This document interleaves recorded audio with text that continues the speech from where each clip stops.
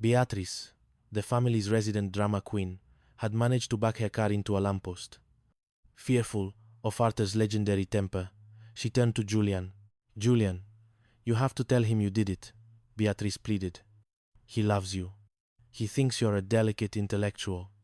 If I tell him, he'll take away my credit cards." "I am not lying to Arthur," Julian cried. "The last time I lied to him, I had hives for a week." The argument somehow triggered a memory in Elena, the eldest. "This is just like the bumper incident of '95, she remarked. The room went cold. The bumper incident was the Sterling family's version of the JFK assassination. In the summer of 1995, someone had smashed the front of Arthur's prized vintage sedan. For 25 years, the blame had been placed on the neighbor, a man named Mr. Henderson, with whom Arthur had been in a legal feud ever since. "What do you mean, Elena?" Julian asked. "I mean," Elena said, looking at Sebastian, "that it wasn't Henderson. It was one of us." Beatrice's eyes widened. "Wait. I thought it was Julian." "Me?" Julian shouted. "I was 12. I couldn't even reach the pedals." "Actually," Beatrice said, pointing a finger at Elena, "I remember seeing you near the garage that day, with a very guilty look on your face." Within 10 minutes, a full-scale civil war had broken out. Secrets that had been buried for a quarter-century began to leak like a radioactive pipe. "What about the time Julian skipped his exams to go to that rock concert?" Beatrice yelled. "What about Beatrice's study abroad in Paris? That was actually a 3-week fling with a mime." Julian countered.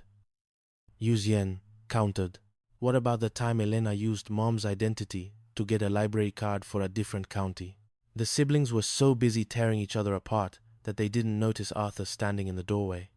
He wasn't yelling, he was just staring. "So," Arthur said, his voice dangerously low. "It wasn't Henderson." The siblings froze. "I've been yelling at that man for 25 years, Arthur whispered. "I've thrown eggs at his mailbox.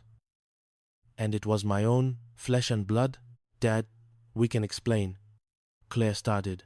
"There is nothing to explain," Arthur roared. "I raised a pack of traitors, a syndicate of liars. And Martha? Where is Martha? She probably knew. She probably helped you bury the bodies." Chapter 6. The Babysitter Blues.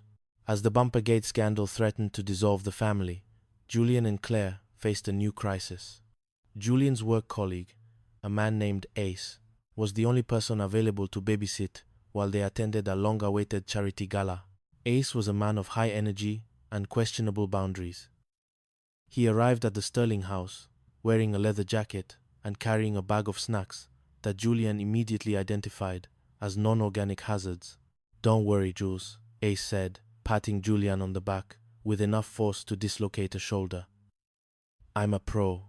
My sister has a kid. I've seen the process. Feed, change, repeat. It's like a video game. He needs to be fed at exactly 7:30. Claire instructed, her voice trembling. "The milk must be 37.2 degrees. Not 37. Not 38. 37.2. Got it. Precision. I like it." Ace winked. 2 hours into the gala, Julian's phone buzzed.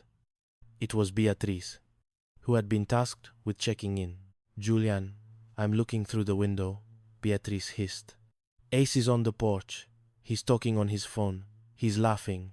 And the baby is inside. Alone." Julian dropped his champagne glass. "He left the baby? He's eating a burrito." "Julian, a burrito." Julian and Claire fled the gala like they were escaping a burning building. They arrived at the Sterling house to find Ace calmly watching a sports match on the TV. "Whoa, guys, you're back early," Ace said. "Where is the baby?" Claire shrieked. "In the crib, sleeping like a rock. I gave him the bottle. He did the burp thing. We're golden." Julian ran to the nursery.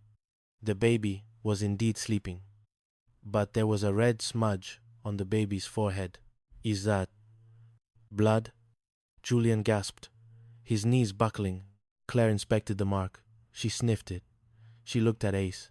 Is this lipstick? Ace turned bright red. Okay, look, I might have had a friend stop by. She thought the kid was cute. She gave him a kiss. It was a very maternal moment. Dave-u Dave-vod, Twomally Dave, Dave-u Dave-vod, Dave-u Dave-u Day, Twomally Dave-o, Twomally Dave, Dave-u Dave-o Day, Dave-u Dave-o, Dave-u Dave-o, Dave-u Dave-o, Dave-u Dave-o. You had a date over while babysitting our son? Claire screamed. And you left him alone to talk to her on the porch? Technically, the porch is part of the house. Ace defended. The shouting woke the baby, which triggered the alarm system Arthur had installed, which was basically a recording of a siren, and Arthur's own voice yelling, "Get off my lawn." Within minutes, Arthur and Martha arrived, still arguing about the 1995 car crash. Chapter 7. The Reckoning. The Sterling living room had never seen such a concentration of fury. Arthur was yelling at the siblings about the sedan. Claire was yelling at Ace about the burrito and the lipstick. Julian was yelling at everyone about the baby's stage 2 trauma. Beatrice was yelling because she liked being involved. And Martha? Martha was just standing in the middle of it, clutching her paycheck from Silas. It was for $150, the result of her quitting after 3 days of grey chicken. "Silence!" Martha screamed. For the second time that week, the family obeyed. "I have something to say," Martha said, her voice shaking with emotion. "For 40 years, I have been the referee of this family. I have hidden the bumpers. I have forged the signatures on the school reports. I have pretended I didn't see Julian sneaking out, or Elena's library cards. I did it because I wanted us to be happy." She looked at Arthur. "And you told me I never earned anything. You told me I didn't know the real world."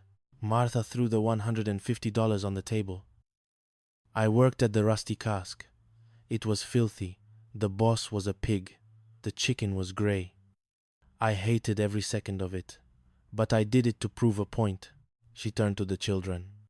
"And you're all so busy hiding your mistakes that you've forgotten how to be a family. You, Julian, with your thermometers.